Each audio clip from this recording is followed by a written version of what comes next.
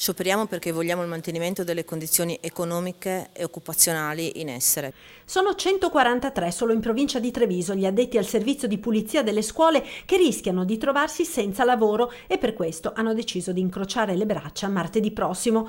Tutto ha origine dalla decisione del Ministero dell'Istruzione di internalizzare il servizio di pulizia di tutte le scuole italiane, revocando quindi i lavori ora eseguiti da cooperative. Ma le procedure per l'assunzione dei lavoratori da parte dello Stato non sono partite. Alcuni addetti poi non risulterebbero nemmeno in possesso dei requisiti richiesti. 23 lavoratori per l'esattezza, solo riferito al dato dell'anzianità di servizio.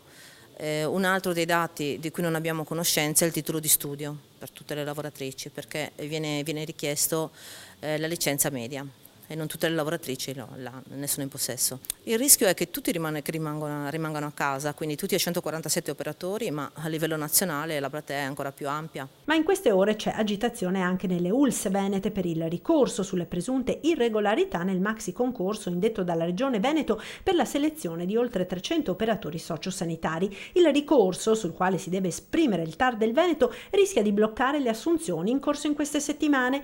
Alcuni lavoratori sono già stati assunti e si sono licenziati dall'occupazione precedente, altri sono in graduatoria e la pressione anche in questo settore è forte.